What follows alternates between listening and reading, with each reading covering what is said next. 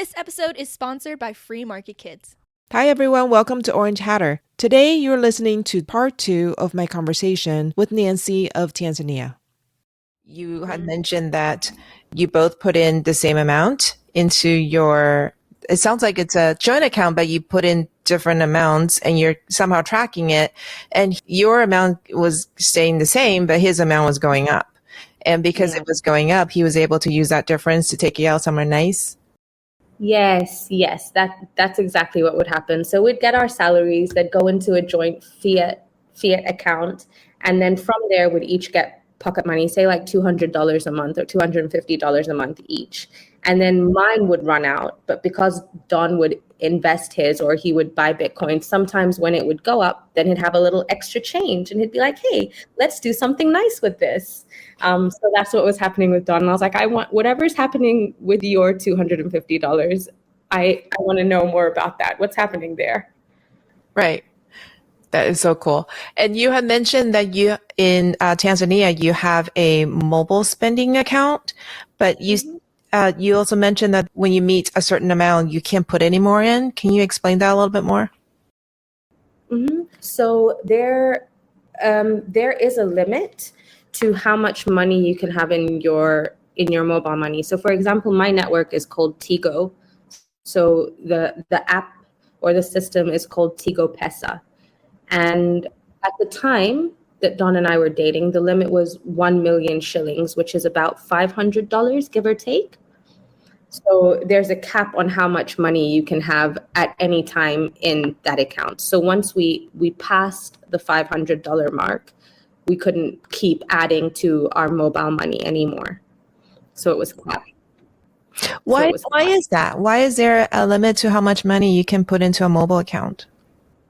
That's a great question. My answer is completely speculative. I'm guessing it's so that the government can keep track of what people are spending their money on. Because with mobile money, you can easily, I could just send you money without having to say what it was for, or there's less explanation of where the money is going, and I don't think that excites the government very much. So they're like, we need to keep tabs on everything that everyone's buying and how they're spending their money. So this is the cap on mobile money. You can't have more than this amount. I think they've changed it to 3 million now, 3 million shillings, but it's still low. You can't get paid a salary to your mobile money either. Wow. Okay. Yeah.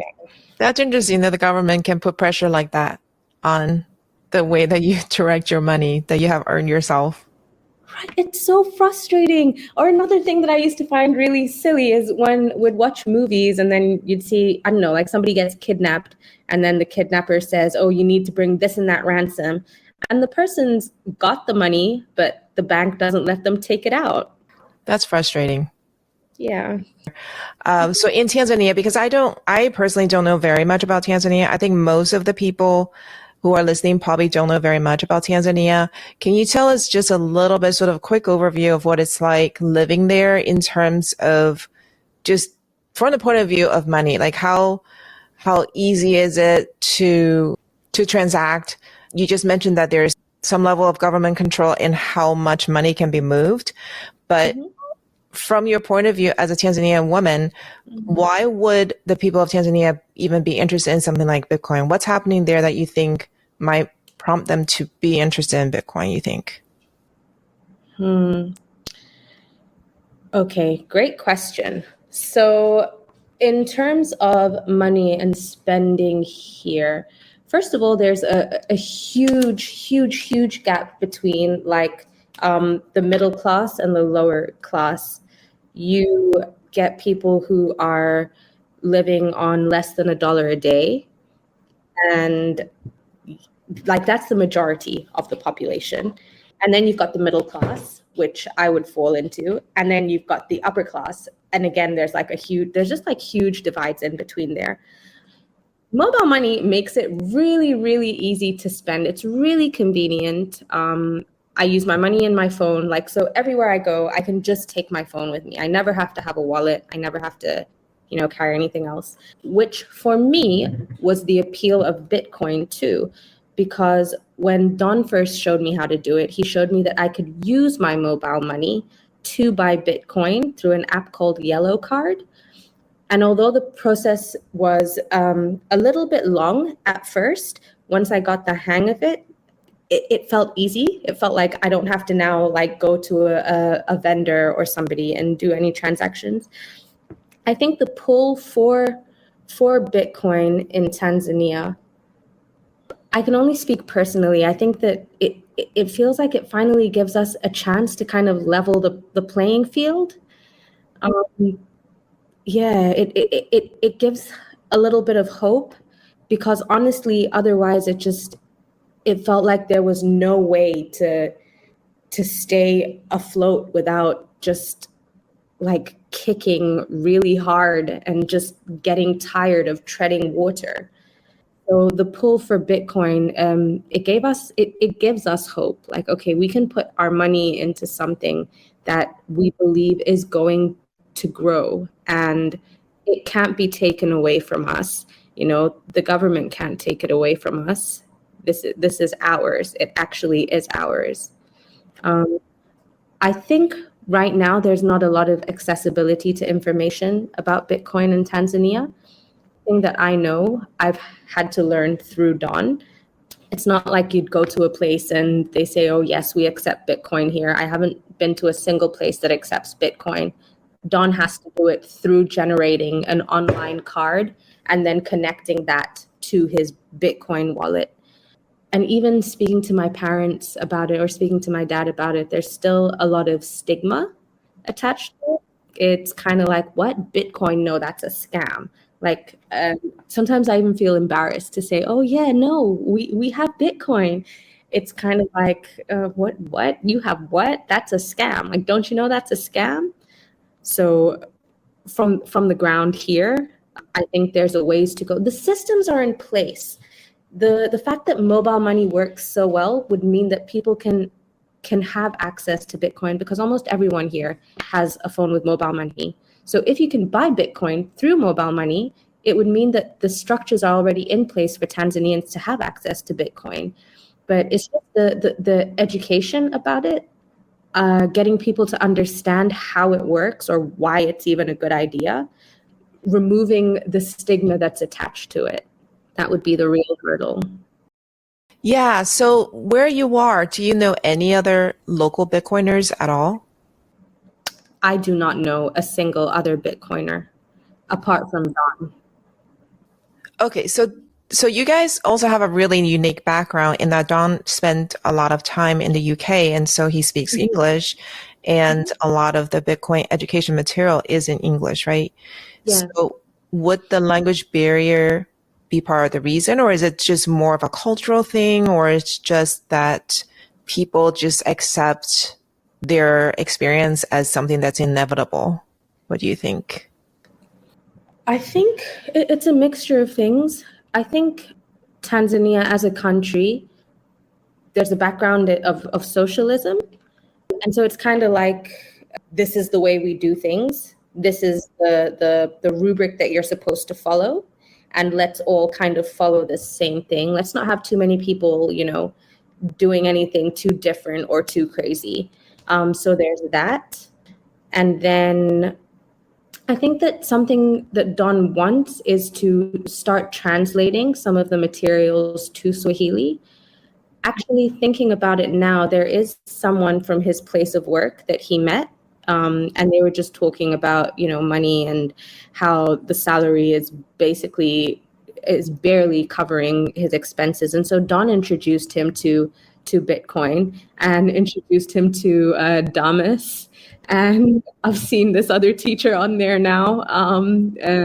He's just, getting a little soft launch into understanding what it is.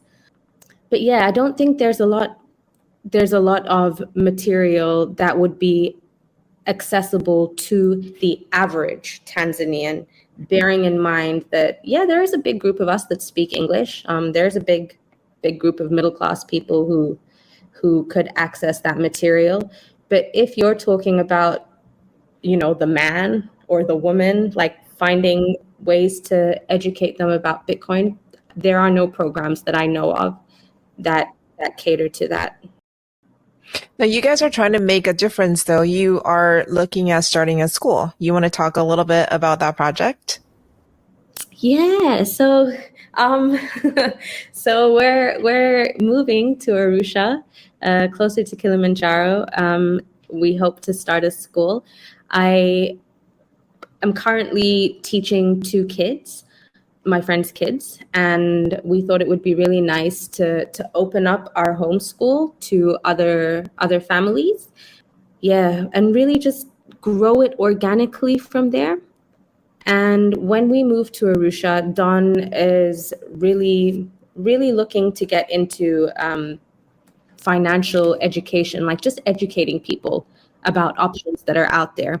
So, it ties in with a school. When we spoke, I was asking you about what kind of curriculums out there to teach kids about business and things like that, because I think I know that education needs to be holistic. So I would want the kids to be learning about things like this from school, from an early age, like so that when they're my age, it doesn't feel like, oh my goodness, no, what is all this technology and what is all this stuff, so that they're not afraid of understanding it, or they're not scared to try it out. That sounds really wonderful. And I think that's really needed all over the world in every city, really. Can you tell me why you guys chose to go to that particular location? So it almost sounds crazy when I talk about it. Long story short, there were just several things we believe God put in place to just like usher us into that direction. One of the things that happened, so first of all, the kids that I teach, their dad lives in Arusha. And so I went to visit them. I went to teach them at their dad's house for 2 weeks. And I fell in love with the place. I was like, Don, this place is so awesome. It's so beautiful. It's green. It's small. It's like, oh man, it's not a whole bunch of big buildings and big roads. It was really beautiful, the part that I visited. And so it was kind of oh, I love this place. Okay, this is nice, but would never move there. And then when we got back, our landlord decided to up our rent by 50%. So we had a 1-year contract that was ending in February of this year. So, and then I want to say in December, if I'm not mistaken, he said, right, next year the rent is going up by 50%. If you don't like it, tough. And again, because it's been so hard to save, it was like, okay, well, what are we supposed to do? Our salary is not going to go up by 50%, price of food is not going to go down by 50%. So you want us to be pulling this money from somewhere, and it doesn't feel like that's something we can do. And so I shared with friend Angela, who's the lady whose kids I teach. We were just praying together, and I was like, oh yeah, here's a prayer point. This is what the landlord's doing. And she's like, you know what, why don't you move to Arusha? We have a house there that we could start a school in. And she was like, oh well, it's just a crazy idea, and I was like, wait, it is a crazy idea, but it sounds really nice. I've always known I want to homeschool my daughter.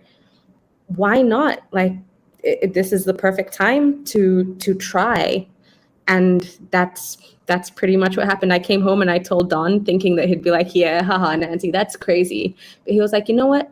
I think I'm ready for a change, trusting that God is calling us to this place. Let's do it. Thank you for joining us today. We will continue this conversation tomorrow. Be sure to come back and hear the rest. See you next time.